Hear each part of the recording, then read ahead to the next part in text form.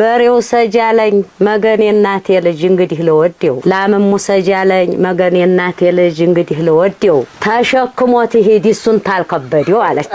በአካባቢያችን በጣም አንዱ ባህል ማለት ነው። አሁን ብዙ ያየሁት ቋሚ አለ አይደል? እናቴ እስኪ ተዋሪኛ ቋሚ አለ ያሙቶበት አዘን ይዞት ወዲያው ራሱንም ስቶ ተደግፎም ቁሞ ይይላል።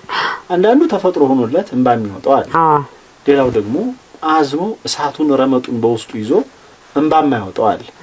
በዚህ መካከል እንግዲህ የቆመ ሰው መከራውን ያያየ በየካቡ ስር ቁጭሉና አፍንጫ ላይ አርጎ ቋሚውን ሲሸረድድ ሻጋ ነው የሚውለው በየካቡ ስር። አሁን ያለእሱ አያት እንዲኮና አካሃዷ ነዋ ታደላለቋ ነዋ ተመልከቷት ታንጀቷ ዘና ተመልከቷት ይላሉ። እንዲህ ያለውም ማለት ነው አለይ ደግሞ አሁን እንግዲህ ተከፈታ እንባም የሚወርዳት አለች። ያቺ ጭራሽ እንባዋ እየወረደ እሷ እየተርገበገበች ስታለቅስ ያ ሁላ እዛ ያለው ሁላ ያላሳል። ከዛ በተረፈ አስታሞ ምን ብሎ የሞተውን እንደዚህ ሃይበልት ይሉ ያ መቀንጠጥ ነው በየድንጋው ስር በየካቡ በየታዛው ተቀምጦ። ለምሳሌ ዛማን ቀበቁሙ በወጉ ያልጠየቀች ወይ ያልደገፈች ዘመዱ የዘመድ ይመጣና ወየው ወንድሜ እናቴ እህቴ ሲል የዛ ጊዜ እንግዲህ ካብስር ቁጭ ያለች ሴት አሁን ባማንቃን ይሄን ስጠኝ ትለዋለች። እናቷን ልጅ ወንድሟን ማለት ነው።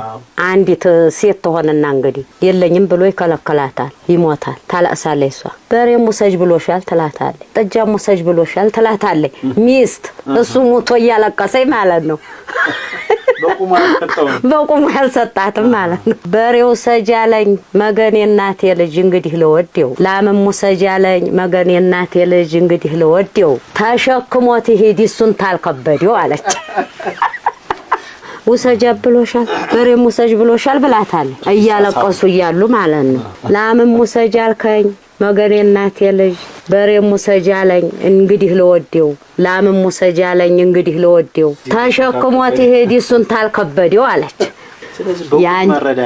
በቁም መረዳዳት ደግሞ ያንጀት ሊኖር ይችላል እንኳን ተወልዶ ባዲያም ይሁን ያ ሰውዬ ባስተያየቱም ባይነቱም ባጎራረሱም ባነጋገሩም ጦባ ያለው ሰው ይሆናል። ያ ሰውዬ በተወለድሽ ብቻ ታይሆን ያልተወለደውም በጣም ታንጀቱ ያላሰለታል።